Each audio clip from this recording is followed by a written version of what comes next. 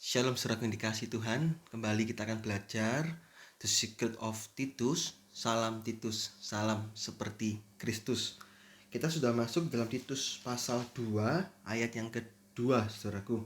Di ayat yang pertama kita sudah belajar tentang perkataan pengajaran, sound doctrine. Di ayat yang kedua ini Paulus mulai menasihatkan kepada tujuannya ini untuk laki-laki tua. Dalam bahasa Inggrisnya the aged man. Ya. Nah, saya bacakan dalam terjemahan King James Indonesia berbunyi demikian. Laki-laki tua hendaknya menguasai diri, sopan, bijaksana, sehat dalam iman, dalam kasih dan dalam ketekunan. The point ya, Paulus langsung laki-laki tua ini. Ini di ayat ketiga, perempuan-perempuan tua ini. Keempat, perempuan-perempuan muda ini dan lain sebagainya. Ini memang pendek ya, surat itu sih pendek tetapi penuh dengan makna-makna, pengertian-pengertian yang dalam, saudaraku. Ya, kita mau belajar ini supaya makin hari kita makin disucikan, kita makin tahu, kita makin bijaksana dalam menyikapi apa yang ada dalam dunia ini, saudaraku. Nah, rentang laki-laki tua ini tidak disebutkan, saudaraku, tidak disebutkan. Yang bisa saya berikan penjelasan itu di dalam Ayub 15 ayat yang ke-10. Ayub 15 ayat yang ke-10 itu dikatakan, di antara kami juga ada orang yang beruban dan yang lanjut umurnya dan yang lebih tua umurnya daripada ayahmu. Di dalam terjemahan bahasa Inggrisnya very aged man. Ada kata-kata aged man itu beruban. Ya, kemungkinan ya laki-laki itu yang dimaksud Paulus ini juga yang beruban.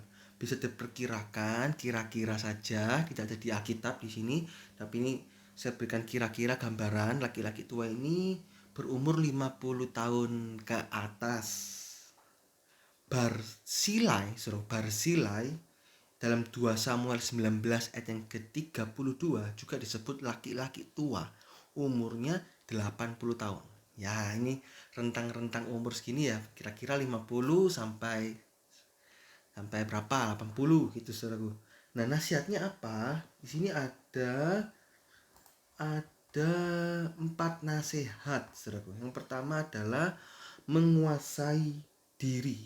Nah, seperti sudah dijelaskan sebelumnya ya tentang penguasaan diri, juga termasuk dalam buah roh di dalam Titus 1 ayat yang ke-8. Saudara bisa pelajari lagi video tentang menguasai diri di dalam Titus 1 ayat yang ke-8.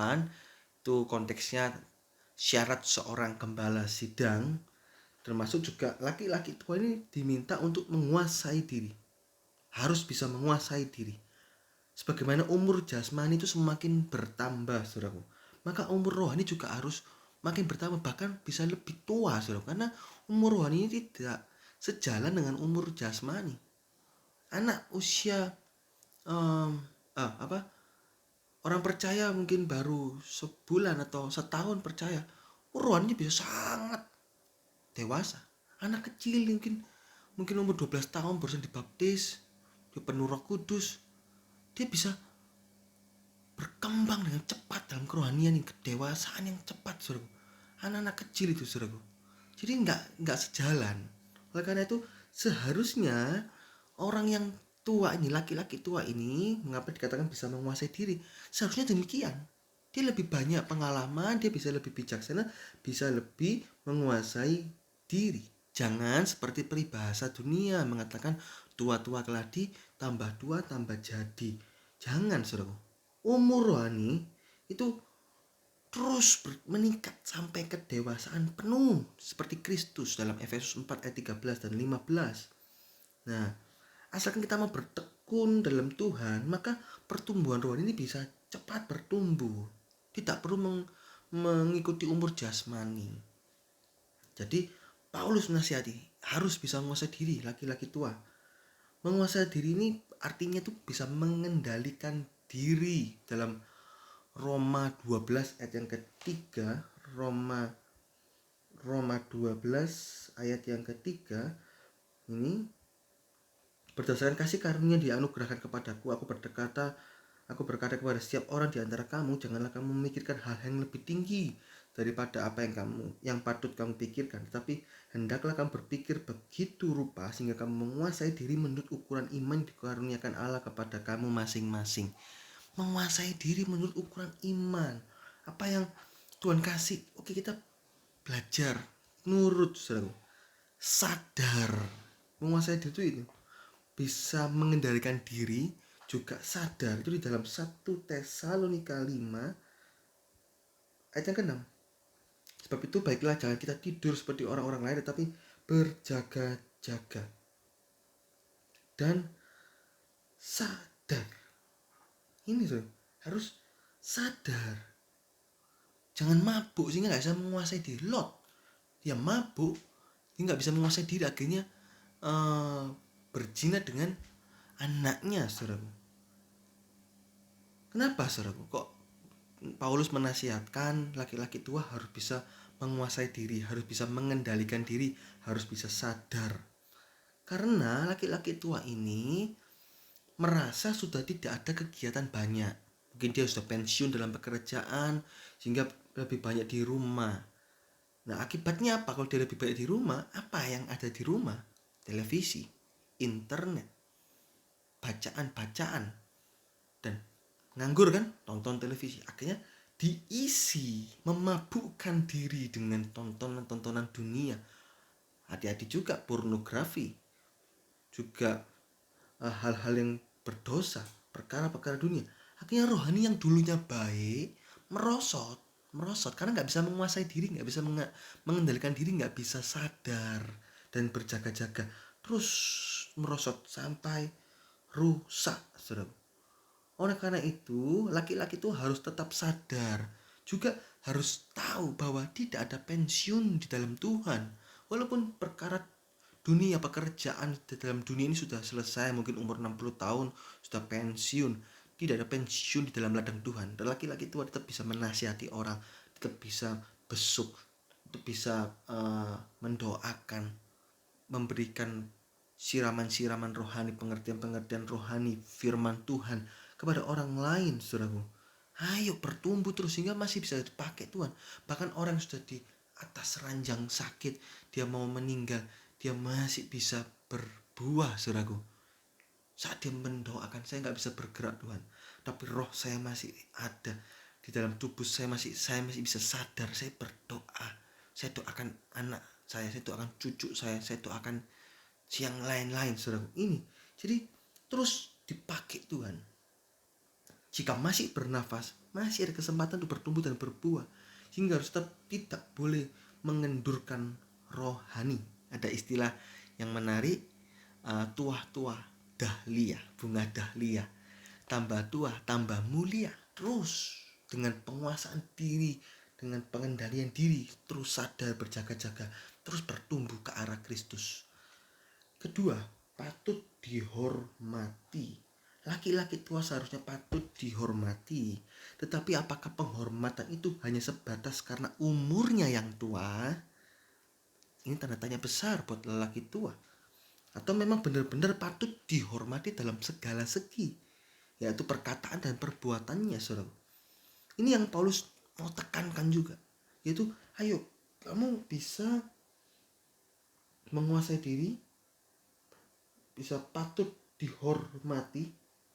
Itu artinya itu menjadi teladan buat orang lain melalui perkataan dan perbuatan yang sesuai firman Tuhan. Ini yang dikatakan patut dihormati. Jangan sampai jadi terkenal. Wah, orang ini, terkenal ini kalau nyimpen pornografi begitu banyak masa mudanya. Gak tahu sekarang masih ada ndak itu di rumahnya. Kok terkenalnya dalam hal itu? Ayo, makin hari kita makin terkenal di dalam keteladanan, kebaikan, kesetiaan, kesucian hidup kita, saudaraku ya, hidup. Terus juga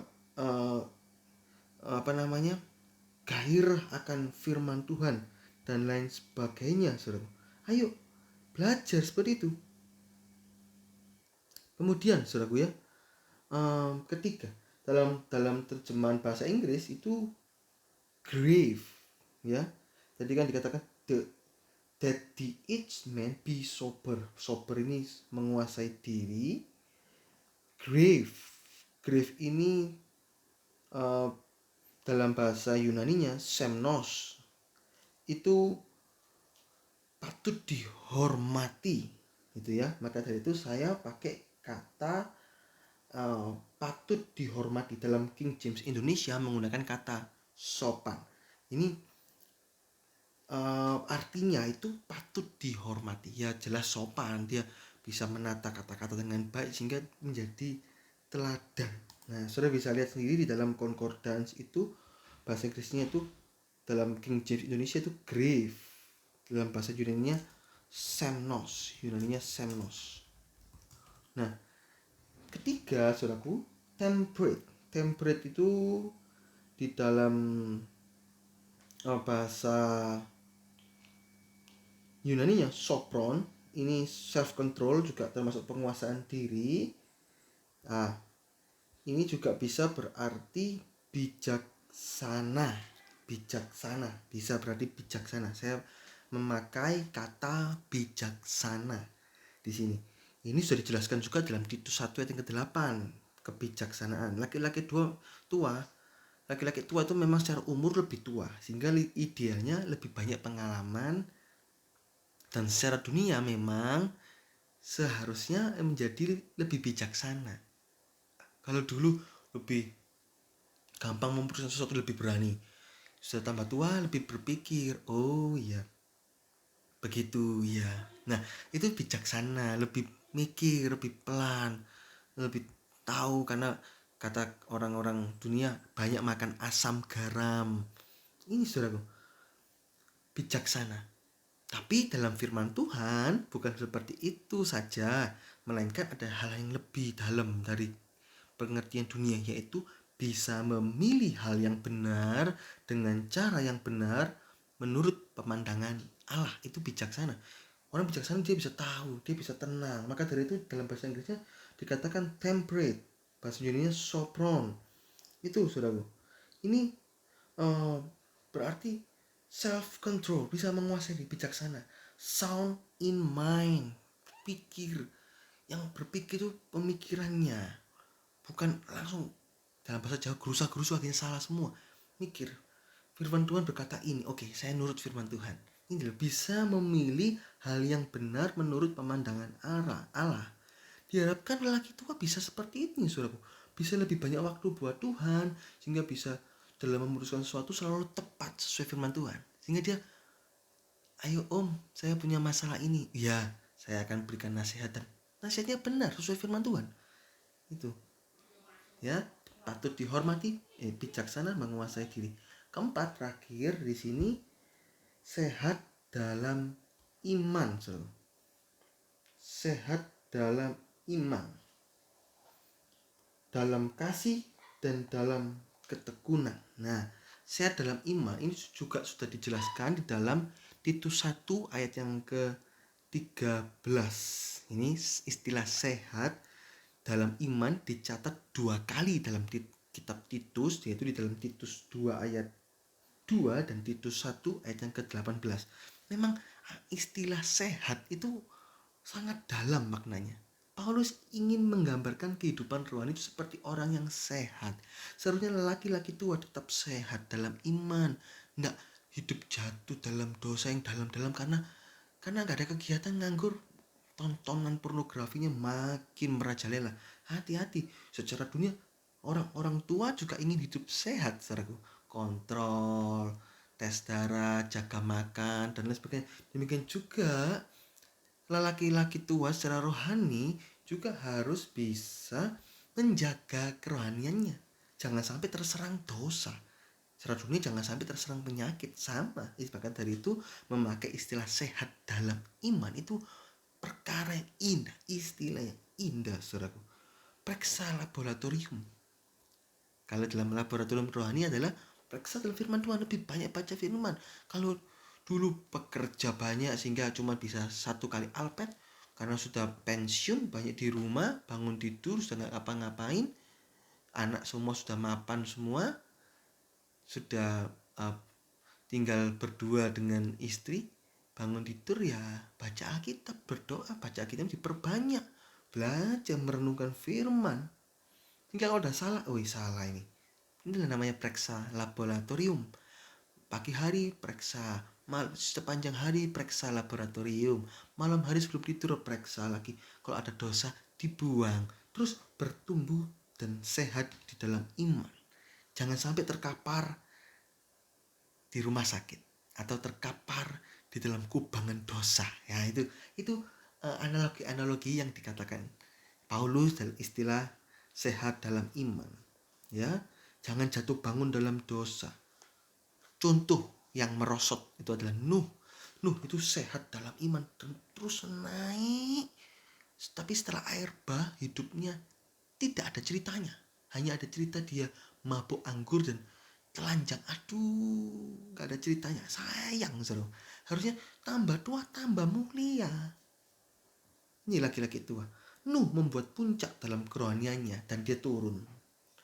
Jangan ada puncak dalam hidup rohani kita. Terus meningkat. Puncak terakhir adalah kematian. Atau sempurna seperti Kristus masuk dalam golongan 144.000 orang sempurna. Atau ikut pengangkatan, saudaraku. Jadi jangan buat puncak selama masih bernafas. Terus bertumbuh sampai penghujung usia. Itulah puncak tertinggi dalam rohani kita. Jangan pensiun, tidak ada pengenalan, tidak kenal pensiun dalam pelayanan dan kerohanian. Mungkin secara jabatan digantikan orang lain, tetapi dalam pelayanan pribadi itu mengabarkan Injil, menumbuhkan rohani jiwa-jiwa harus tetap dijalankan, bahkan lebih banyak lagi dilakukan mengingat waktu yang begitu banyak tersedia di masa-masa tua. Jadi laki-laki tua harus tetap sehat dalam iman. Tidak hanya sehat dalam iman, tapi juga sehat dalam kasih dan dalam ketekunan, saudaraku. Nah, kasih dan dalam ketekunan. Kenapa kok Paulus menggabungkan sehat dalam iman? Saya jelaskan. Sehat dalam kasih. Nggak kendor kasihnya itu. Tapi terus berkobar-kobar, terus meningkat kasihnya. Ketekunan. Makin tekun belajar firman. Makin tekun berdoa. Makin tekun menasihati orang. Makin tekun mengajar cucu. Makin tekun mengajar anak-anak kita. Ini laki-laki tua. Sehat. Jangan merosot. Ini Paulus tekankan kepada laki-laki tua, saudaraku. Ya, ini di ayat yang kedua. Video yang akan datang kita akan melihat di dalam ayat yang ketiga tentang perempuan-perempuan tua. Ya, puji Tuhan, Tuhan Yesus memberkati.